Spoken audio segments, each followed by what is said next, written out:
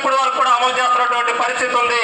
నిజంగా కార్మికుల పక్షాన ఉండి యువకులలో హామీ ఇచ్చి ఎన్నికల సభల్లో మాట్లాడేటువంటి నాయకులు గుడ్డి వాళ్ళు చోటి వాళ్ళు కాకుండా ఉంటే మన మాట వినపడిస్తే మన ఆకలి బాధలు, మన కష్టాలు, మన కుటుంబాల్లో చనిపోయినటువంటి బాధలు వాళ్ళు చూస్తే ఈ రోజు సంక్షేమ బోర్డుని పునఃప్రారంభించి 2019లో ఆగిపోయినప్పటి నుంచి ఈనాటికి ఉన్నటువంటి క్లెయిమ్లు సత్వరం 24 గంటల్లో పూర్తి చేయొచ్చు.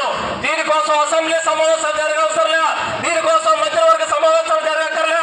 ముఖ్యమంత్రి గారు తన నివాసంలో ఉండి కార్మిక శాఖకు ఒక లెటర్ రాస్తే సరిపోతుంది.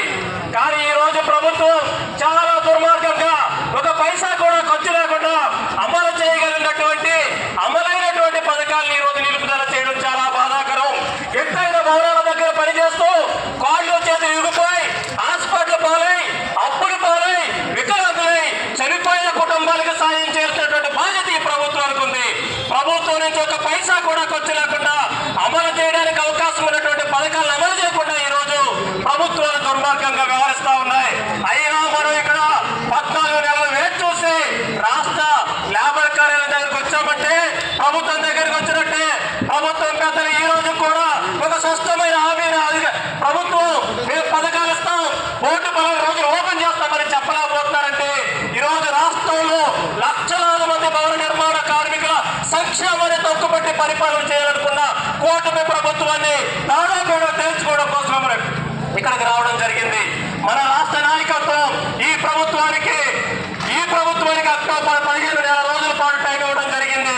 ఈ నెల రోజుల్లో ప్రభుత్వం సానుకూలంగా చట్టబద్ధంగా ఎన్నికల్లో ఇచ్చిన హామీ ప్రకారం లక్షలాది మంది నమోదు చేసుకున్న భవన నిర్మాణ కార్మికులకి, నిరాశలైనటువంటి కార్మికులకి సంక్షేమ బోర్డు పునఃప్రారంభించకపోతే మరొక పోరాటం చిలో అసెంబ్లీ, మరో పోరాటం ముఖ్యమంత్రి కార్యాలయానికి చేరుకుంటామని హెచ్చరిస్తూ రాష్ట్ర వ్యాప్తంగా హాజరైనటువంటి భవన నిర్మాణ కార్మికులకి, సంఘాలకి, జిల్లా కమిటీ నాయకత్వానికి ప్రత్యేక అభినందనలు తెలియజేస్తూ ఈ యొక్క కార్యక్రమాన్ని ఇంతటితో ముగుస్తుందని తెలియజేస్తా ఉన్నాం.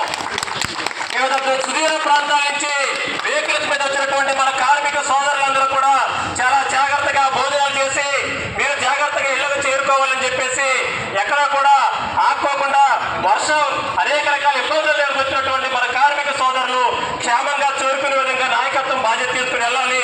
ఈ ధర్నా అయ్యేంత వరకు హాజరైనటువంటి మీ అందరికీ ఆంధ్రప్రదేశ్ భవన నిర్మాణ కార్మిక సంఘం CITU ప్రత్యేక అభినందనలు తెలియజేస్తూ ఈ కార్యక్రమాన్ని ఇంతటితో ముగిస్తున్నాం. మిత్రులారా, జిందాబాద్ జిందాబాద్.